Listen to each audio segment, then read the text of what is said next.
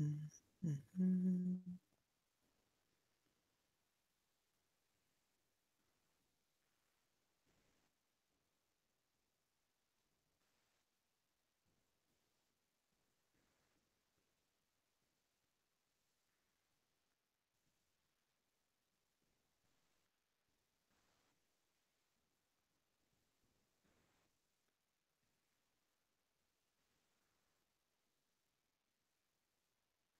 outside, just like I like it.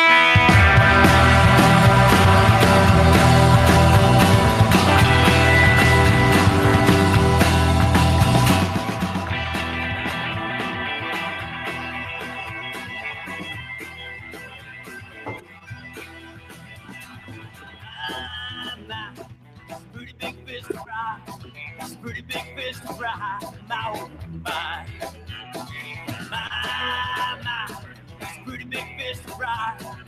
Pretty big fish to fry. My. Last weekend I barely thought I'd make it out alive. Told myself I'd take some time and give some world a try. I was alive. My. Oh, everybody, it is Wednesday, March the 14th. For those of you checking out our show via a podcast, for those of you on Facebook Live, welcome. It's the night of Tuesday, March the 13th. The fake day of free agency has started for the National Football League. The NCAA tournament kicks off this week, and you are listening to the number one sports and beer podcast coming to you from a couple guys in New Jersey and nobody from any other state tonight. It's Lone Outside, loneoutside.com. Thank you for taking the time, everybody. We do appreciate you checking in. We have a couple things to get to tonight. There's a whole lot going on, so we're going to lead off, as we always do, by having something to drink. Why don't you go back home to your street malls and drink your Zimas and Smirnoff Ices? Oh, yeah! The greatest beer in all the world! Somebody from the bar. Yeah, I like cool beverage, yeah. I like cool beverage, yeah. I like cool beverage, yeah. Cause I'm feeling kind of parched. Stick it in the fridge, stick it in the fridge, stick it in the fridge, stick it in the fridge. Stick it in the fridge, stick it in the fridge, stick it in the fridge, stick it in the fridge. Welcome, boys. What's up, Brett? You know, just living the dream. So guys, tonight for our beer segment, I decided to steer the ship on this one, and thank you guys for voluntarily giving me controls here. Typically when I review beers, I tend to review some that I don't know if I would call them, I think I have called them on the show before, esoteric, but more beers that you need to go to a brewery and buy or trade with somebody to obtain. And tonight we're going to go a little different. We're going to appeal to the masses. If we were doing a pizza review, we'd be, maybe we're reviewing Domino's or Pizza Hut tonight, but it's not as crappy as that in comparison to pizza. Tonight, It's kind of an insult. Terrible comparison. we're not, it's not like that. Tonight, we're paying homage to a godfather, more or less, of the beer industry. And I'm glad because it was easily obtained by you guys and myself. And I think it'll be easily obtained by our listeners as well, if there's an interest to it. No doubt they've probably had it before several times over. It's available at almost any, bar you go to in some variety, can, draft, bottle. I'm talking about the good old fashioned Sierra Nevada Pale Ale. This was one of those beers, it takes you back a little bit when you first started to learn that there were things outside of Milwaukee's Best and Busch Light and Dale's. If you wanted to get crazy and spend a couple more bucks, the Coors Light, Miller Light, Bud Heavies of the world. Which, no offense to them, they have their place. Absolutely. I Especially in my demographic. Yeah. Yes, I shan't be talking poorly about them. I spent many a summer down the shore funneling more of those beers God knows what. than I ever care to admit publicly. But this is it. This is one of those types of beers that kind of gets you into the, all right, This is what craft beer is. And this beer was, started, decades ago. And started to revolutionize the craft industry the same way, out on the western part of the United States, the same way that Sam Adams did here on the East Coast. And so, tonight I just kind of want to raise a pint and say thank you to the makers of Sierra Nevada Pale Ale, a delicious, The handcrafted ale. family owned and operated as well. And that's another thing, that I give them credit for as well, being pioneers in this industry, and really making their mark. We've started to see a trend rather recently within the past probably 3 to 5 years of some of these breweries that are finally, doing well and making a name for themselves nationwide, have gone ahead and sold themselves to, Anheuser-Busch or Miller Coors, and they've kind of quote unquote sold out. But I'll be honest with you, if you offered me $1 billion for my company, I'd sell out in a heartbeat. Especially if they still make your beer. Yeah. Like, a lot of these companies are like, yeah, we'll pay you a couple $100 million, but you can still do everything. Yep. Yeah. Don't change anything. And if anything, we'll distribute you to more places than you were previously. But that angers people in the craft community, because, you sold. They stick their noses up. Yeah. But these guys never did. And they still continue to produce, quality beers. There's a couple, other varieties that Sierra Nevada makes that I'm a big fan about. One day I'll talk about Ultra Vase on this show. It's a fantastic beer. But tonight, to the OG, to the Godfather, Sierra Nevada Pale Ale.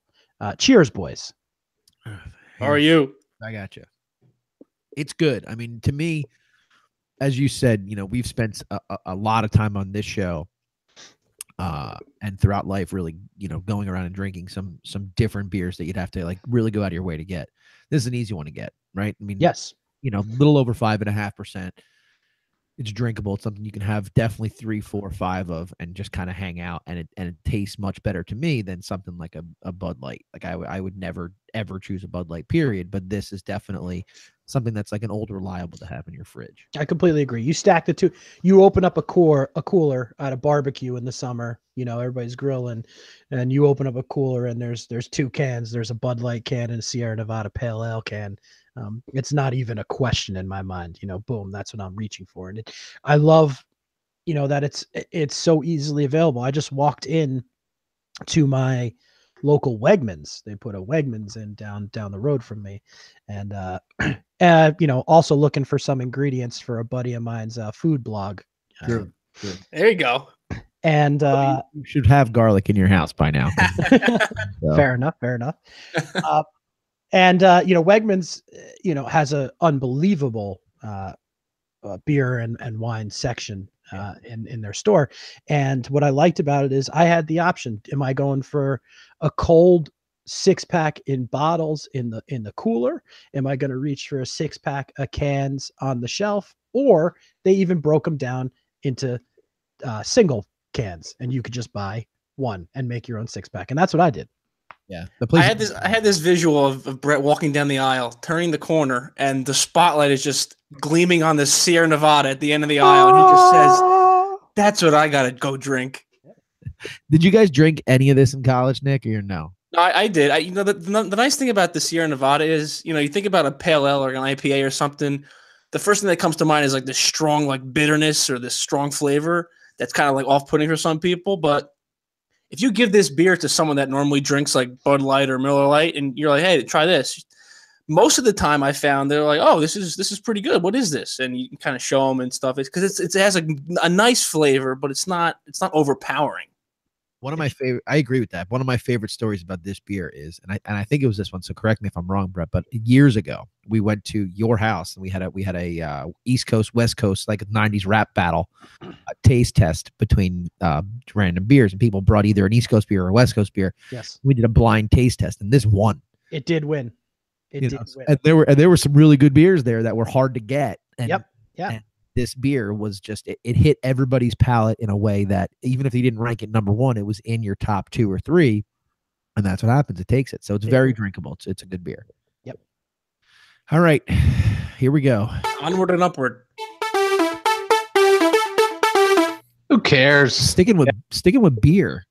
Your boy Tom Brady, Brett, was on the late show. Is that what he's calling it? Late night? I don't know what whatever Colbert is. I don't know. Stephen Colbert, and he chugged a beer. Yeah, I saw that. I saw that today on Twitter. Very well, actually. Is that in the TB12 diet? Now, here's my thing. I'm going to be honest with you, Jeff. I think you posed the question in the rundown. Was that actually beer? I'm gonna say no. I don't think it was. I don't even see him deviating from his insane diet even for a second right now. So I don't know. I mean, you could do some. Maybe it was. Maybe my hesitancy to believe it actually being beer is the fact that if you are on that kind of diet, you're not in the practice of chugging beers. He put that down pretty quick. Yeah. But he did say he used to be good at it. That's true. Good. That's good. He used to be good at it's it. Like riding a bike. You never forget. He hasn't had a beer in a decade, but he used to be good at it. Yeah. I'm going to say no. I'm going to say it was not a beer. Oh, there was foam on the glass. I saw it. I know, but you could carbonate water. It's called seltzer. Throw a little gold food dye in there. That's really stretching it for a segment. Listen, for a second, he's a patriot. I mean, if anybody's going to figure out a way to make water look like a beer, it's probably the Patriot. Bend the rules a little bit there and drink. I watch it live, so whatever. Who cares? Carlos Correa. He skipped the White House visit to go see President Trump the other day because he was gathering supplies for Puerto Rico. But he says, and I'm quoting, it was, quote, not about politics or anything. Yeah, convenient time to be gathering supplies. Right? I mean, what do you mean gathering supplies? What is that? There's a lot of days, in the week that you could gather supplies. He could have gathered supplies the day before the visit. He could have gathered supplies the day after the visit, but he chose that day to gather those supplies. And it's not anything political. He probably could have gathered supplies like before he went and after he went, like in the same day too. Like he probably definitely carved out like 3 or 4 hours to go see the president. Yeah. How do they have time to do this though if they have like spring training and stuff? I don't know. That's a good question. I don't know. Maybe they so he's gathering supplies instead of batting practice? There are, although to be fair, not necessarily to Correa, but to the team as a whole, there are between 1 and 3 off days during spring training. So that they probably were, and they like probably a mini bye week almost. Yeah, they probably scheduled an off day there and then just flew up to DC and got that done, and then I guess went back. I just want to be perfectly clear. Like nobody here is saying that you shouldn't volunteer your time to help Puerto Rico. No, not at all. Nobody here is saying that you should and have to go visit the White House. Correct. Right? Nobody's saying you have to do either of those things. Right. But to pretend that this wasn't some sort of political statement, that you happen to be collecting supplies for Puerto Rico that the country has kind of let rot in the wake of the hurricane instead of going and see the president is not a political statement, is just a lie. Just make the political statement. You know what? It kind of is that also is kind of a political statement, being like, I don't think you fuckers are doing enough. I got to go down there. Right. And gather supplies myself. So I feel either way, it's an indictment, on the government or on the president. Did you guys see Altuve's death stare at Trump? Yeah. What was the comment that made him make that stare? I actually don't know. I was hoping one of you had known because I'm very ill-informed on this topic. I saw the picture. It was funny. But I did see the picture in a short clip video, and he kind of, for lack of a better phrase, gave Trump the old death stare for a little while there while they were visiting the White House. So see, this is, I mean, we try to stay away from this crap. Yeah. But like, I just yearn for like 3 days where the president of the United States doesn't come across my newsfeed. Just 3 days. Like, I don't need to see the name Donald Trump for 3 days. Whether you not going to happen or hate him. Try 3 hours. It's bad business for a news agency, to leave his name out of it. It's just it's literally everything, and it's very frustrating. Say what you want about Donald Trump, love him or hate him.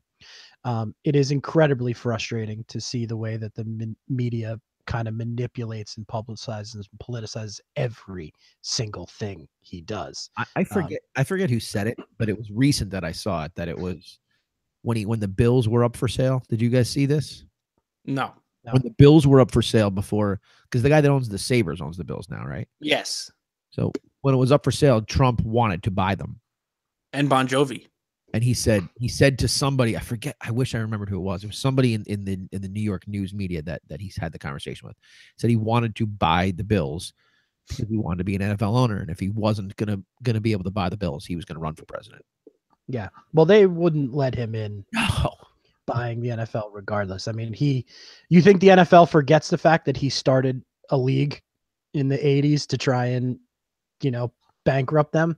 They're not gonna welcome him back into the club. So what you're saying is you don't think that Jerry Jones is gonna be the next Secretary of State? Probably not. Could you imagine? Oh God, that would be awful. Facebook has secured the rights to exclusively broadcast 25 Major League Baseball games during the 2018 season. They paid $30 to $35 million for it.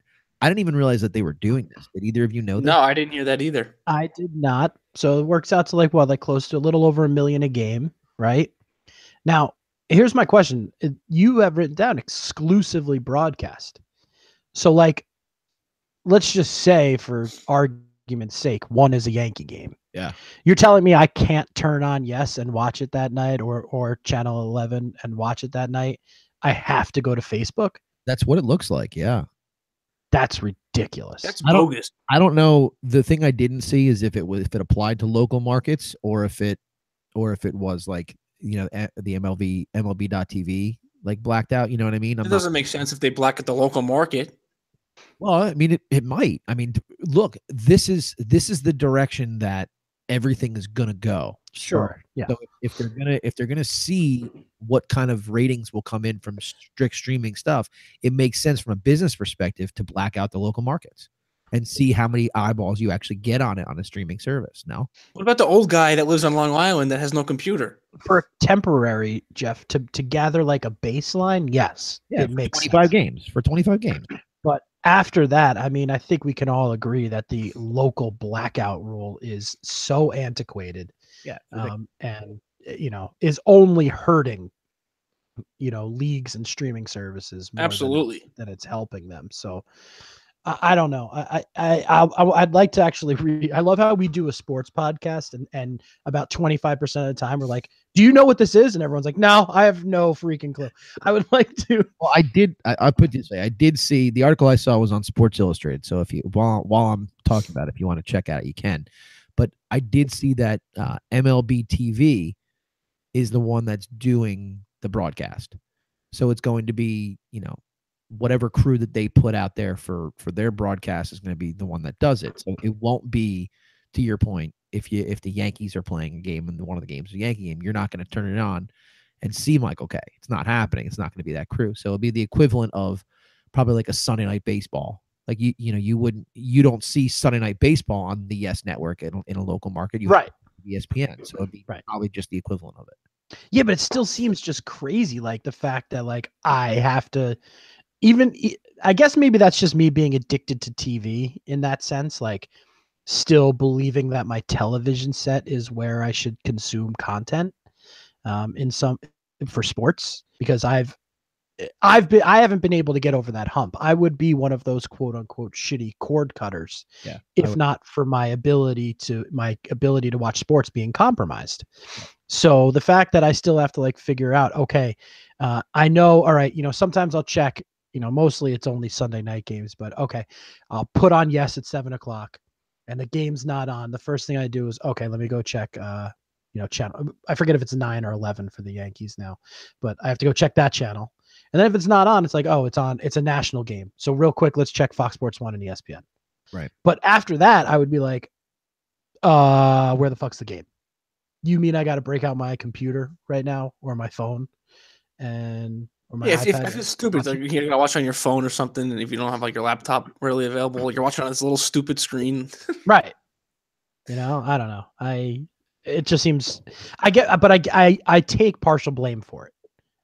Not being advanced enough to. Well, I'm not past. opposed to the streaming aspect because I think a lot of times I have an Amazon Fire Stick, I have a PlayStation, so like those devices are very adaptable to stream onto your TV itself. Right. But the whole idea of watching TV on my laptop does not appeal to me. Yeah, I have to agree. Yeah, First of all, Facebook doesn't appeal to me. So we're on it right now as we're broadcasting. Right now. that doesn't bother me. I'm glad people can consume our content that way, but I know everybody kills me with you two really don't, but everybody else in the show and some of the audience does. I know you kill me for going back to this well at all, but they're again following a model that professional wrestling has set. The WWE has been doing Facebook Live fan demanded shows for at least the last year, and it's worked out for them. It's been an entirely new revenue stream that they're able to create. So walk me through that setup just real quick, like for the sake of argument. So what is that when you say that they do that fan generated, streaming content? Right. What do you? There's what two. do you do right now? What they have is not fan generated. Right now, what they have is they're doing a mixed tag team tournament essentially. But is that next? Is that NXT? No, that's something different. That's Wednesday night, idiot. I don't know. I don't follow wrestling. I'm sorry. Listen, don't knock them. Educate them. Okay? Thank you. This is a mixed tag team. So they got a male and a female wrestler that work together because they're really pushing their women's division now to become right equal to the men. Them too. And so the only way that you're able to watch it is on Facebook. That's the only way. The only way. It's not on their network, and it's not a part of their television deal. Okay. So it becomes now this third revenue stream because they have the TV deal and they have their network, which is a streaming service, and then they're also using Facebook. So now they have 3 broadcasting revenue streams. Interesting. Genius. I mean, I don't know how they're able to pull it off. You're fired. If on the USA Network, who wrote my contract with them? Yeah. It's allowing them to do all these things. So, the way I'm reading a little bit more, Jeff, into the Facebook MLB thing. Yeah, and I believe actually, it will be a little reverse to what we're saying, that the local markets will get the game, but Facebook is for the national audience and produced by MLB Network. Right. So which happens, there were times, and they were rare, but back when I didn't have kids, and one of my favorite things to do, we used to have a member on this podcast named Jeff Rasiopo. Yeah. Founding member. And Ras was so kind one year about 6, 7, 8 years ago to give me his MLB.TV login password and username. And since then, I've been dining out on free MLB.TV for a lot of years. And Nikki, so you mentioned the Fire Stick, and the MLB.com app is on there. So some of my favorite things to do on late nights was to, tune in and watch like a Dodger game, hear Vin Scully call, the Dodgers or something. And on some nights where I didn't have to do that, MLB.TV would have it. And they'd broadcast it. So they'd broadcast the LA feed, but it was just on MLB Network. Right. Which I think this is what it's going to look like, or what I'm reading as it'll look like. So Yes will be on the game. Michael K will be there, but we get it on Yes. My guess is it'll only be when it's a local game. Like they're not gonna pillage that from Sunday Night Baseball or anything like that. No, I don't think ESPN would ever let. No. All right, guys, I'm bored. Let's move on. I agree. Who cares? But let's talk about TV real quick. This last one in this segment. I don't know if you saw the 6 experiment with Jamil Hill and Michael Smith, right? That's his name. Yes. It's over. Oh. They attempted to take the flagship property of SportsCenter and turn it into something different. Clearly, it just didn't work, despite a lot of sensationalism from Jamil Hill. My question to you is SportsCenter, because you talk about both of you, like I don't like to watch TV on my laptop. Is SportsCenter dead in the age of Twitter, in the age of Instagram, Snapchat? Is SportsCenter as a show, the way that we know it, dead? Oh yeah. I mean, you can't watch SportsCenter anymore and just see 60 minutes of highlights like you used to. Now it's like 20 minutes of highlights and 40 minutes of, bullshit commentary and analysis from these people that who cares? I mean, I want to watch when I was, younger, I would turn on SportsCenter on Friday, Saturday night, and I'd watch highlights nonstop of all these games going on, and I would love it. It was the best. Now you can't even tune in without someone giving his opinion about, such and such athlete or such and such protest or whatever. And it's nonsense. Yeah, it's pretty terrible. It is dead for me, and it's been dead for a long time. Nick, you use the word sensationalism. I agree. It's all about like what LeBron had for dinner, 2 nights ago. And if LeBron's steak was cooked a little less rare than Kevin Love's, does that mean that LeBron ordered it that way for Kevin Love because he doesn't like Kevin Love? And it's stupid. I mean, Jeff, how great was it when we were kids, man? Keith Olbermann, Dan Patrick, welcome to the big show. That was it. That was and that was the way we consumed content. What we're doing now is different, man. Like, I don't need SportsCenter when I get GIFs on my Twitter feed that show me every possible sports highlight almost in real time. So the only time SportsCenter is ever on my television would be if I'm watching something on ESPN and the game ended and they went into SportsCenter, and 10 minutes later I looked up and I was like, God damn, why am I still watching this? And I turned it off. Like, SportsCenter has no appeal to me anymore, and it hasn't for quite some time. So for me, here's how I save SportsCenter. You ready? Go. It's a Disney property, right? ESPN still, they may sell it, but right now it's a Disney property. Yes. I think you leverage some of the talent that you have in the Disney family, and you turn it into instead of what it is. I think it becomes your sports-centered late-night TV show. And you tape it in the morning before these guys have to go to play a game and whatnot, depending upon where it is. You rotate different cities. You can do it in the ballparks. You can sell tickets to live events there. You get somebody who's really intriguing as a host. Maybe, somebody like Jimmy Kimmel would have been perfect, but he's got his own show. You figure out somebody that you could tie to the Disney family and make that happen. Maybe it's Peyton Manning. I don't know. And they go around, and every day you have the format that you would have for a late night show, only it's completely based around sports. You're looking late night format or like college game day format? I'm looking late night format. Okay. So instead of these guys doing the circuit to go on Colbert and Fallon, they're going on this show. Right. And so you rotate through the cities and you see what's going on what given night. Yeah, I mean, it sounds like there's a lot of logistics to figure out if you're going to rotate if you're going to bounce across the country almost every night. It doesn't have to be every night. You could do it similar to the way baseball teams do road trips. Yeah, maybe you do. Maybe you follow, according to a season, and if it's basketball season, you do 3 games with the Warriors on their road trip, and then you bounce over to the Cavs and whatever. Yeah. I mean, do you remember the days you remember staying home from school in middle school and literally you'd watch 3.5 episodes of SportsCenter straight, the same SportsCenter. You wouldn't care. But you were just watching 3.5 straight until finally you were repeating the lines and you were like, all right. I got to go find out what time The Price is Right on, Yeah. Well, we'll see. It is what it is. God rest the 6. We miss you. We hardly do you. Who cares? NFL free agency. Oh, yeah. Actually, not starting off well for my team, but I think, Jeff, there's another issue that you might want to iron out. So here's the deal. Okay. And I'm gonna go quickly through this. If either of you do want to poke the bear, you can. The Jets have the most money in the NFL to spend in free agency.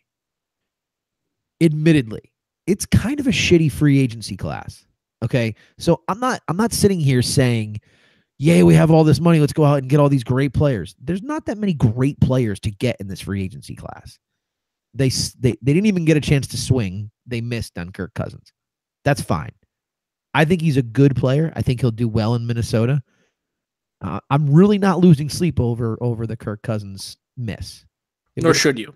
It would have been okay to have him. He would have been a vast improvement from anything we've had in the last decade and a half. That's fine. Okay. Here's what I don't fucking get. You signed Josh McCown, a 39-year-old journeyman who had his best year of his career last year on your team with an offensive coordinator that has just left. And he's never played a full season. And you spend $10 million on him. I don't understand that, but that's fine. Let's put that aside. Maybe he's going to stick around and he's going to mentor a guy that you're going to draft at 6. That makes sense, right? Maybe he starts the year. Maybe the kid comes in and plays 3/4 of the way through when you've got like 3 or 4 wins. I get that. Then we signed Teddy Bridgewater. Just came across the news feed right now from Adam Schefter. Jets don't get Kirk Cousins, but get Josh McCown and Teddy Bridgewater instead, with the first round still to come. Bridgewater's going to sign a 1-year contract, half the money that McCown gets. In what fucking world do we sign 2 quarterbacks and then draft a guy at 6 that plays quarterback? It doesn't make any fucking sense. It doesn't make any sense because then the guy you're drafting at 6 cannot take a snap in practice. Will never see the field in an NFL game. What in the hell are they doing? It makes no sense. None. Zero. Zip. Zilch. They've done nothing in the early parts of free agency. Today hits. It was like McCagnon forgot to fucking set his alarm. He didn't do a damn thing until like 1 o'clock in the afternoon. And I think Woody Johnson's on British time, maybe. It's aggravating. It's aggravating. I don't know. First of all, you can poke all you want. All you're doing is cutting people and trading people over in Miami. So I don't know what you have to say about that. Although you are signing Danny Amendola, so that should be good. Danny Playoff Amendola. Just get the name right. Danny Wayne Corbett concussion Amendola. I don't think Danny Playoff is his name. It is. They actually called him. That's what we call him. Yeah. His girlfriend's a smoke show, at least. We call him that. Yeah, that's good. Me and my New England brethren. Yeah, Jeff, it doesn't make sense to me either, man. And I'm not even trying to poke. Like I just like you were saying, sign McCown. Okay. All right. I can live with that because then to me that signals the Kurt Warner, Eli Manning Giants. Totally. Right? Money, so it's stupid to pay him $10 million, but whatever. Argue that all you want, but maybe he has another decent year. Whatever. The money's the money. You can't change it. So you had a lot of money to spend. So there were probably going to be some contracts that were a little overvalued, sure. For market, price. But and all right, fine. So what is the one thing that this draft class has a lot of? Quarterbacks, right? And I don't care who it is. Take your pick. Rosen, Darnold, Josh Allen, and I know I know your eyes are on Baker Mayfield, and those guys are all some form of that crop of class is going to be there at 6. So what are you doing now? Listen, I actually like Teddy Bridgewater, but coming off of what he came off of, and the way people described it, I think there was a player that actually threw up on the field watching. Yeah. I mean, he hasn't played a snap in what, 2.5 years, 3 years? I like the guy, but I mean, what sense does that make? Because now it doesn't look like you're drafting a quarterback. And if you do, God help you, that might be the dumbest thing you do. Because if you have 3 quarterbacks, you have no quarterbacks. If you have 2, you have none. Yeah. We had Jimmy Garoppolo. We had 2. It was all right. It's different. but to your point, Jeff, let's say they get Mayfield at 6, right? Now you're not going to carry 3 quarterbacks on the 53-man roster, and who are you going to put on the practice squad in that situation? I don't know if you are aware of this. We're talking about the New York Jets, so they very well may carry. They'll carry 4 on an NFL roster. They had 4 last year or 2 years ago, and they put Hackenberg on the practice roster. Yeah, this franchise is clueless. They're absolutely clueless. And look, I don't care if you wanted to have Bridgewater.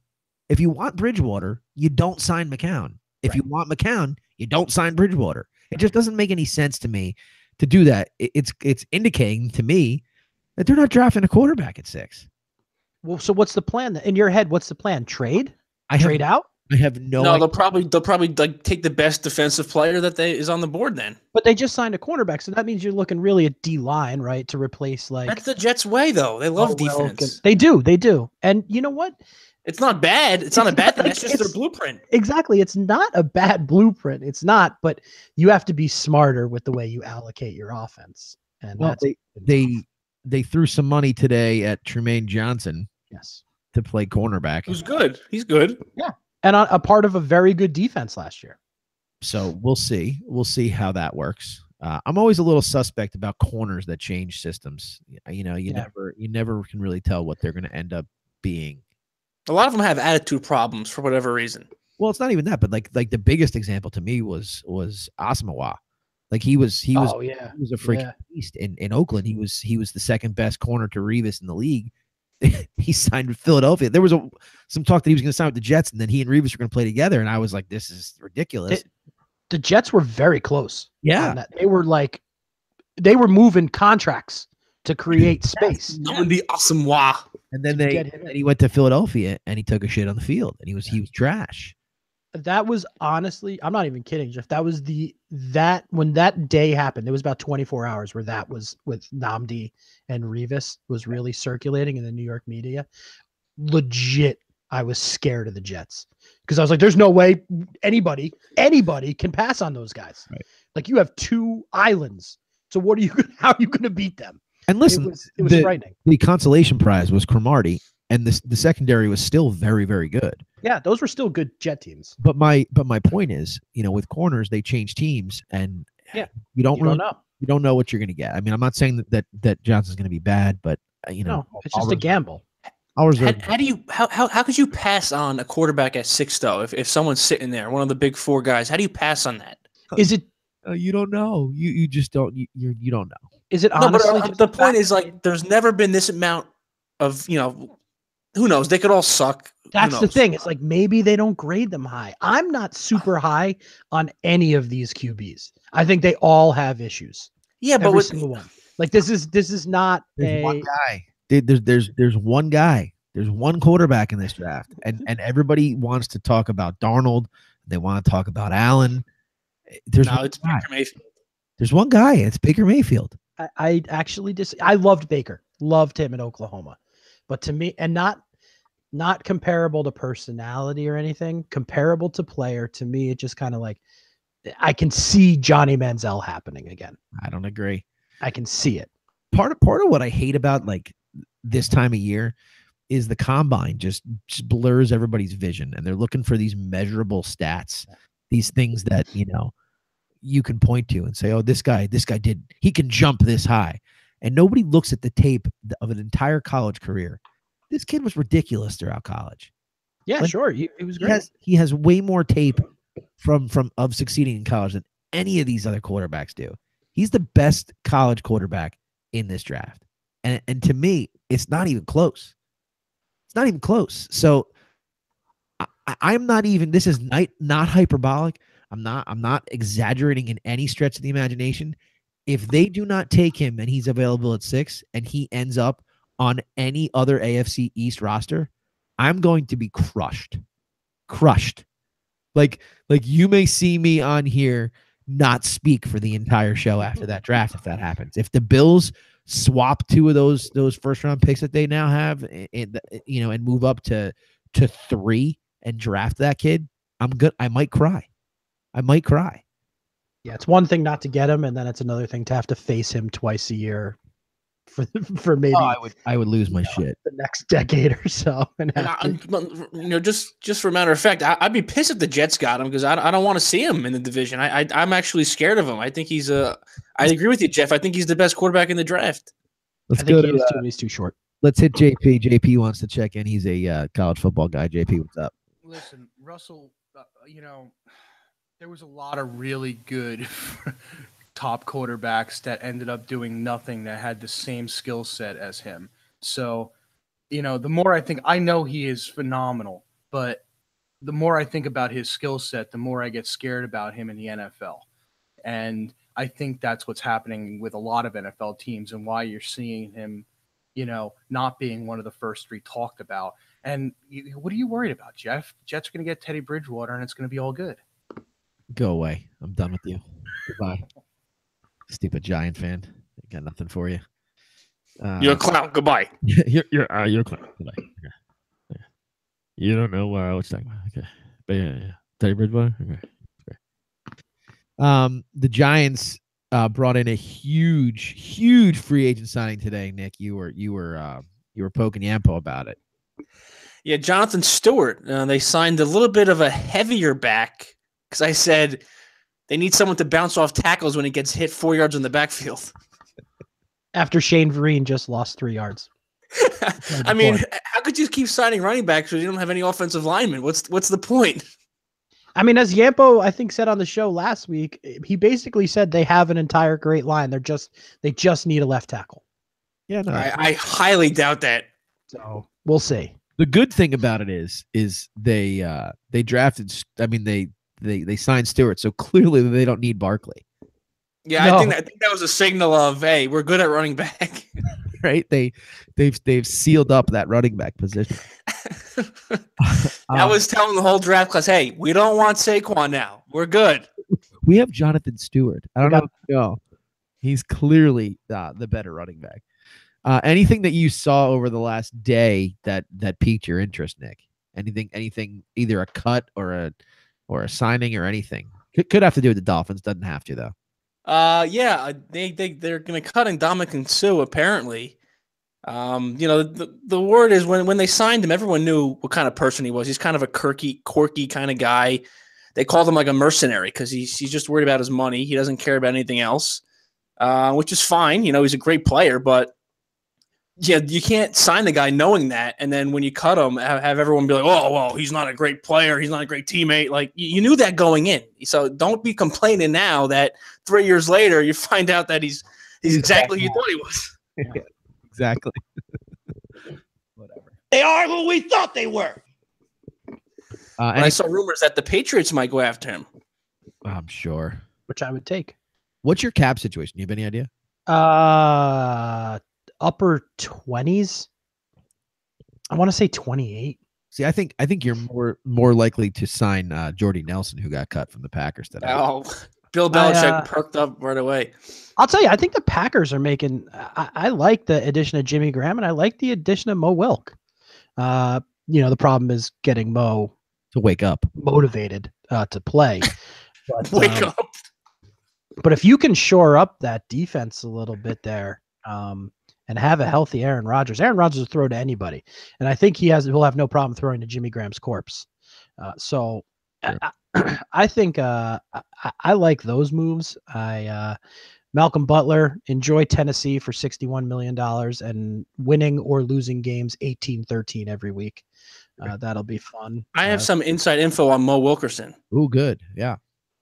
This has nothing to do with the Manish Mehta tweet, but one of my friends has inside info that Muhammad Wilkerson loves Carside to go at Applebee's. Has seen him there multiple times. He loves Carside to go. I don't know what he gets, but he apparently is a big fan. He gets margaritas, and it's not exactly the TB12 diet. Doesn't surprise me. He's not chugging beers with Stephen Colbert, right? I would go ahead. No, I got nothing. Go ahead. I was going to go back to Nikki's point of Sue and the Pats taking a look at him, but I don't. All those anytime a name gets cut, like the first thing people say is like, "Oh, he'll go to the Patriots." Like I don't know how much value Jordy Nelson has. All those deals that the Pats tend to take when they bring in that type of name, that Albert Haynesworth, that Chad Ochocinco, are like flyer deals, and I don't know if those guys are willing to accept flyers. Like I don't know. And the reason I said that Sue's a mercenary is because he's really a businessman first. I mean, he's very close friends with like Warren Buffett. He's big into like investments and stock market and stuff. He's a football player second. Yeah. For as good as he is a football player, that's like his second priority. So if Bill Belichick comes to him with like a discounted offer, I think he's going to tell him to go piss off. Yeah, don't get me wrong. I think Belichick would take him gladly with a discounted offer. I just don't see. He took Hainsworth. It's not like he's opposed to taking guys with attitude issues. Right. And Chad Ochocinco was a huge attitude issue for a lot of years. Randy Moss was a massive, problem in the NFL for a lot of. He was terrible in Oakland, but I don't know. I don't see any of that happening. I see the Pats piecing things together, trying to build through the draft. I was telling Nikki before the show, I would welcome Sue because I think, and I know he's 41 years old, but if you still have that small window of Brady and Gronkowski and some quick receipt, a healthy Edelman back, Cooks on the outside, I think your offense is fine. Let's face it. Why did they lose the Super Bowl? Not because they couldn't score points, because they couldn't stop another team. So if you can do something like that to improve your defense markedly, then I think it's a good move. I just don't see it financially being the move that they make. I just thought you were going to sign Jordy Nelson because, he's white. Because he's white. Let's move away from the NFL. We got the NCAA tournament this week. For those of you that are interested in joining our no cost to the consumer pool, you can check it out on Facebook. You can check it out on Twitter. You got a couple days to get in until that first round really begins. So what's the deal with this now? What? $100,000 to the winner. There's no cost, like they pay into it. All right, who's sponsoring the $100,000? Don't worry about that. It's $100,000 to the winner. All right. I think I got to put a couple people interested, so I got some people signing up. And it looks like our bracket's shaping up nice, So we got a little bit of a pool there. So just check us out, Low Outside Sport on Twitter. It's posted there. You can also check us out on Facebook. It's there too. We'll post it again after the show to Twitter, so you can jump on in. Open to anybody. So $100,000 to the winner. We obviously will have to get your address to send you the $100,000. But that's the way it goes. We'll deal with that after you have to beat one of us. If one of us wins, nobody gets the $100,000. Right. That's the Warren Buffett deal. So a couple things that I wanted to talk about the tournament, and I'm gonna give this opening game that I think is important to watch, and then I'll kind of toss it to you guys for any just open discussion on the tournament if you have anything to say. I think one of the more fun opening games to watch is going to be Marshall and Wichita State. Marshall loves to shoot the three. They're very, very good at it. Wichita State loves to give up the three. The line right now is Wichita is given 11. If I'm betting, which I'm not, but if Yampo were here, I would suggest this to him, and he would promptly do the opposite because I am hit sports gambling. I would take Marshall. I would take Marshall, and I would give the points. I don't necessarily think that they're going to win outright, but I think they could. A team that lives by the three, if they get hot, they're tough to beat. Similarly, if they go cold, they usually go out early. So they don't rebound very well. So, they got to be making their shots to get in. But I do think it'll be a fun game. It's the first time Marshall's been in the tournament in 31 years, which is wow. I didn't know that. So that's that. That's the first opening round game that I would say you make sure you keep your eyes on. Do we want to jump off of opening round games, and do we want to give our final fours, because this is the last podcast before the tournament starts, so it's easy for us a week into the tournament to give our final four predictions. Do we want to give them now, or do we want to save it? I don't know, Nick. What do you think? Sure. Do you guys remember yours? I have my bracket pulled up. Do you want to do it by region? Yeah, let's do it by region. All right, let's do that. Why don't you kick off? I'll bring my bracket up right now. So all right. So I'll lead it off, little drum roll. We'll lead it off with the South region. Okay. And I don't really see a big contest until the Elite Eight for this team. And I see Virginia coming out of the South. I have them beating Cincinnati in the Elite Eight, and yes, I'm rocking chalk there. But I got the U advancing all the way to Cincinnati, till the Sweet 16, and then I think the U's run ends at the hands of Cincinnati, and I don't see many challenges for Virginia to get through to that bracket. So out of the South, I got UVA. Nikki, I have UVA over Miami. So do you have them beating Cincinnati, or do you? I do have them beating Cincinnati. Yeah. I have UVA over Cincinnati. Okay. All right. Let's go down to the West. We'll do this counterclockwise. With you. Go. Out of the West here, I have the Zags. I'm big on Gonzaga this year. I got them, throwing a little upset Xavier's way in the Sweet 16 and advancing to play Michigan in the Elite Eight, and I have them moving on to the Final Four. So I have the Zags out of West. Nick? I have Gonzaga over UNC. So big Zags fan. I don't see it in the Zags this year. I've seen a lot of Xavier. Xavier's very, very good. I have Xavier coming out of this region. They're putting two number ones in the Final Four there for me. I have them beating North Carolina. I think the biggest challenge for North Carolina, go ahead, on this side of the bracket here is going to be Houston. I have Houston knocking off Michigan. Houston's a very, very good team, but I think Xavier's better than Carolina. I have A&M beating Carolina. Wow. I have Carolina losing early. So you have A&M beating Providence. Yes, I do have A&M beating Those Providence. SEC teams just like rubbing the wrong way for whatever reason. And then I have Carolina losing early. I just don't I don't think they're as good, nor Duke. Neither team this year I think is as good as their previous versions for the past, couple years. So I see them taking a bow out early. And on the topic of UNC Duke, let's move over to the Midwest. Okay. Which Duke is a part of. I do not have Duke coming out. I've got Izzo making a run. I have Michigan State coming out of the Midwest. I have them beating Kansas in the Elite Eight, and beating Duke in the Sweet 16. So Okay. I have Michigan State coming out. Nick? I have Duke beating Kansas to go to the Final Four. So this one hurts a little because I am a Duke fan. I think that they have a very, very deep team, but I think they're beatable. And I'm gonna close our segment with a player from the team that I think is gonna move on here. I have Kansas beating Duke in the Elite Eight. Duke getting by Michigan State in the Sweet 16 and then losing in the Elite Eight to Kansas. All right, last region for me, and probably the easiest, I think. I have Villanova coming out of the East. I actually don't really see them challenged a lot. I know, Jeff, I think you were talking, it wasn't about Villanova. I think it was about Providence. Was it Providence that took Villanova into overtime? Overtime, yep. So you think like, wow, a team like Providence can hang with Nova, and anything can happen this time in March. But I just don't see with either with LIU or Radford, playing them in the first game. And then I have Virginia Tech advancing and Nova going through Virginia Tech, West Virginia, and then actually beating Butler, who's going to take down Purdue in the second round.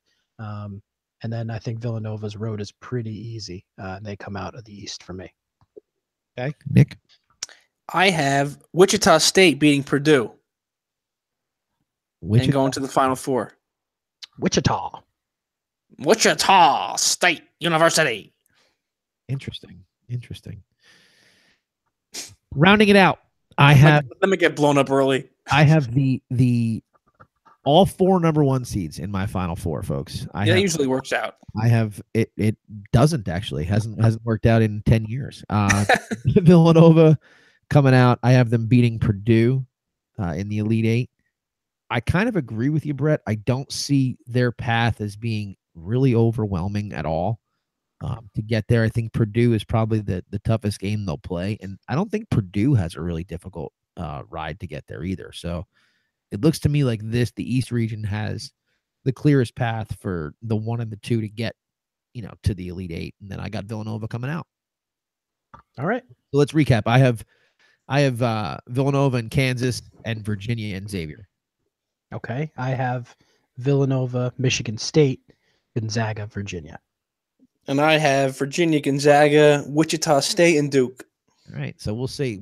For those of you that are going to join the pool, you have a little bit of insight as to what our experts here on Low and Outside have plugged in. The Jay Billis of Low and Outside for our Final Four.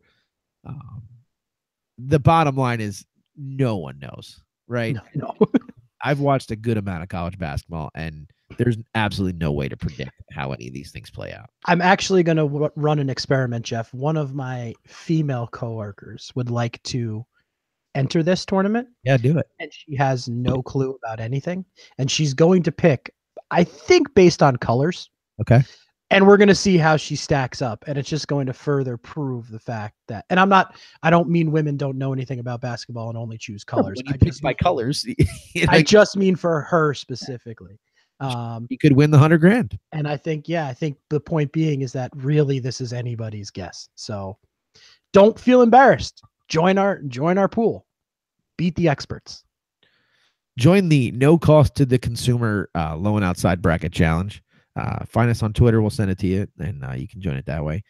The one thing I did want to do is I wanted to, I've been thinking a lot about the tournament and the different tournaments that have played out throughout the years. I think one of the most intriguing tournaments that I've seen from an individual player perspective was that tournament run that Syracuse made where Carmelo had that huge run.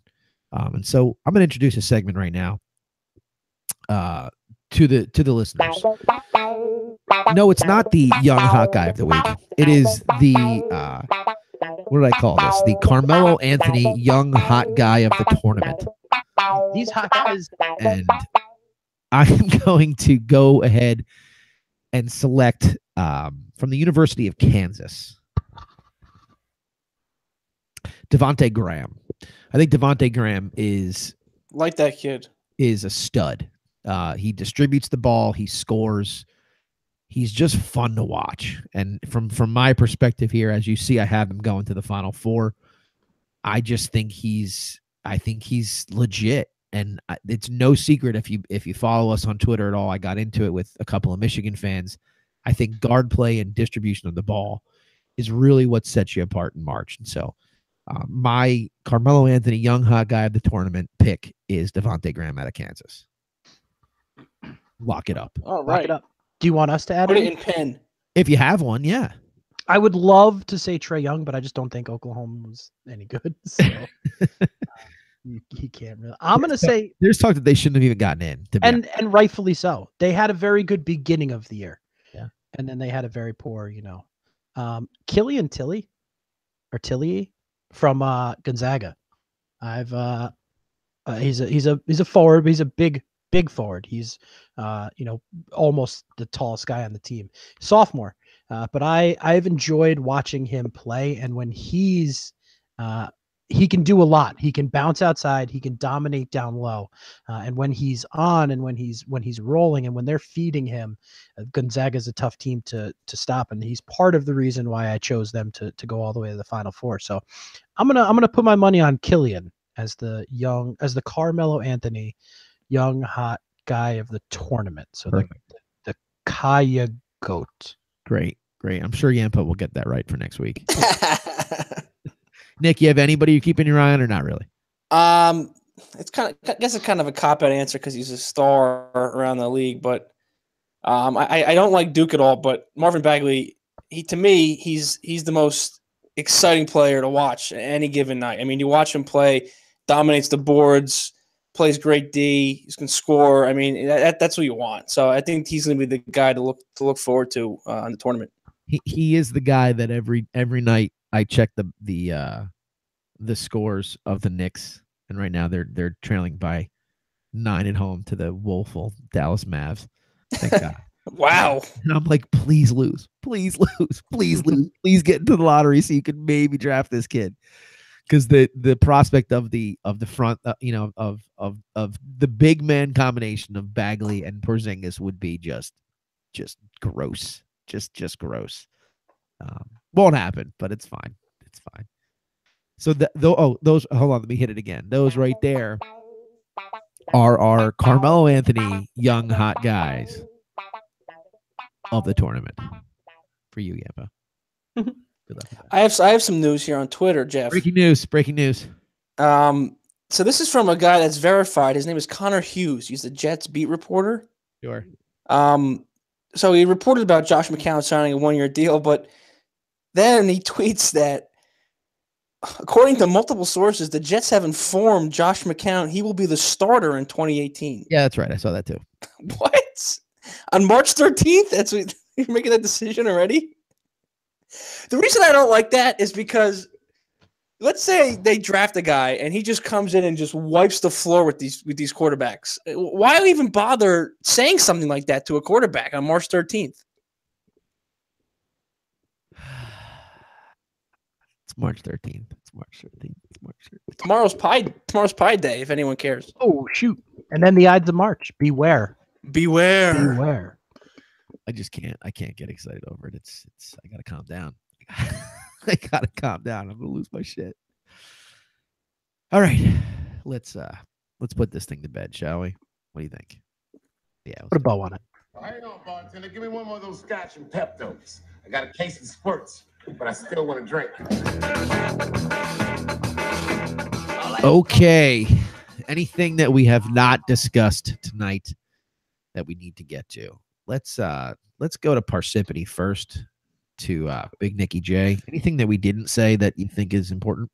Sure. I saw some report that Aaron Judge lost his arbitration, so he's going to have to play 2018 on his salary of like $600K. And I know one day he's going to get his payday and his due diligence, but I just think it's like I think it's criminal that an MVP candidate who almost won the MVP last year is going to play a full season making $600,000. I think that's asinine. Well, you know what they say, Susan. That's baseball. What? That's baseball. Oh, John. What do you got, Brett? I'm going to piggyback off of that, Nicky. Well, first of all, in case you guys are wondering, in the East region, Radford took down LIU, so I guess that they shit, I'm out. Are going in. And Nick, two things about that. One, yeah, I get what you're saying about that, but you know what? Just as much as I do 98% of the time advocate for the athletes to get their money. Get your money, because your window for professional sports is short. So maximize your value while you can. I also understand it from the team's perspective, and I have no problem with the Yankees continuing to control, and this was only arbitration. It's not like Judge could have made a big play on it. I pay him as little as you can for as long as you can until you have to pay him. And I think they're doing that thing right now. He's had a poor spring, but this is what I wanted to talk about. The Yankees sent down Gleyber Torres today. And this is a guy who everybody wants to see as their starting second baseman come opening day. And it's not going to happen. And it's not going to happen not just because he had a pretty poor spring so far, but also because when they send him down, they can reset his eligibility clock for 1 year, thus giving him an extra year of team control at a reasonable value. Because if he ever breaks out to be a significant star, they're going to, Robinson Cano money or whatever, they're going to have to pay it one day. And they prefer to face that choice or that consequence later rather than sooner. So I understand it. It is what it is. It stinks. You're right. He's an MVP. He's not an MVP candidate. He wasn't runner-up in my mind. That guy was the MVP last year. I don't care what Altuve did. Judge's sabermetric numbers are far and away better than Altuve's. So, I understand that. Should an MVP really be playing for $662,000? No, that's not his actual market value. But in terms of the way the rules are set up and holding onto a contract, it is. So I support it. It's tough to argue. I mean, you look at it's happened in other sports too. Russell Wilson won a Super Bowl and he was playing for, less than $1 million or whatever the league. He was like 500,000, I think, or something like that. Russell. There's precedent for it. A couple things on my end. In case you're a schedule fanatic for the New York Football Jets, the Jets play the NFC North this year.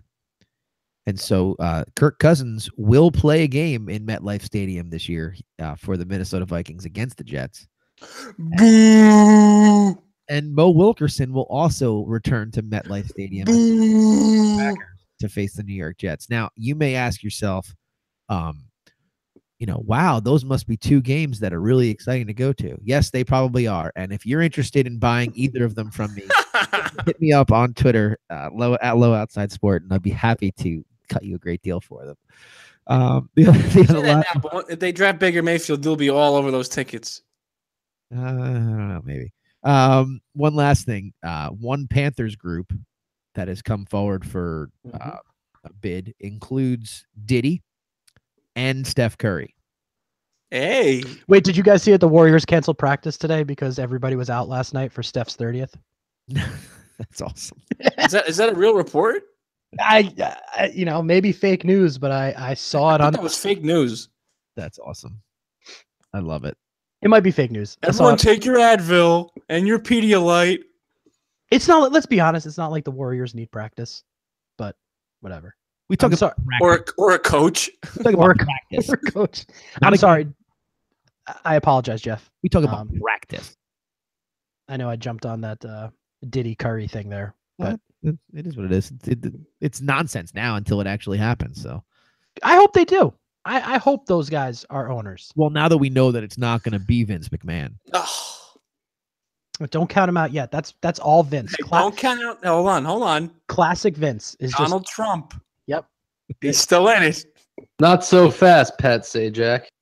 They buy the team in tandem, McMahon, Trump, and then in the middle of the press conference, that glass shatters, and out comes Stone Cold. And it's your starting quarterback. It's all going to be happening. Oh, starting lineman is like Stone Cold and Brock Lesnar. The Big Show. I would get season tickets and move to Carolina for that. Legitimately, the starting lineup for the longest yard that Adam Sandler remake. A pro wrestler. What wrestler would quarterback? Like of all time, you think? Like no, like current. Like of all time, what wrestler would be the best quarterback?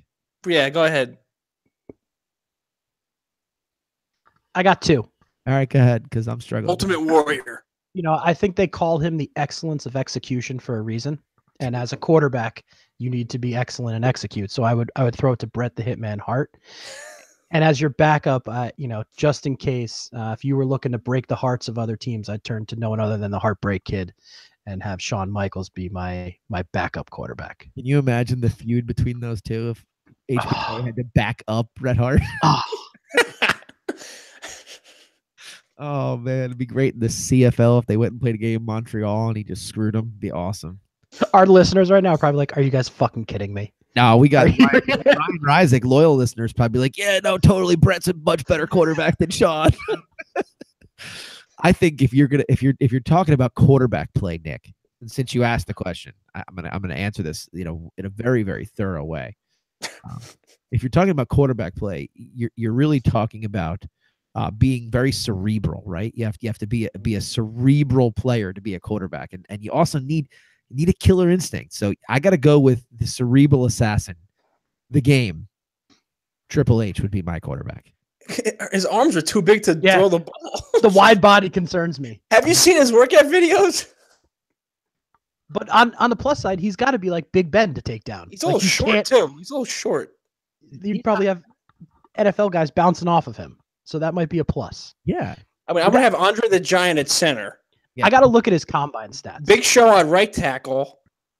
Then you have Kane at left tackle. Then you have Undertaker as your defensive tackle. I'd put Undertaker at tight end. And John Cena would be a great linebacker. And have Undertaker Gronkowski that shit. Little known fact about John Cena is he played college football with former Lone Outside podcast member Paul's brother. Did he really? Yeah, but the weird thing was Scott never saw him. No. The other team didn't either. Oh, we should have ended on that. I thought that was brilliant. That was my line of the show. It was. I may edit, and that would be the end of the show. Anyway, thanks for taking the time, everybody.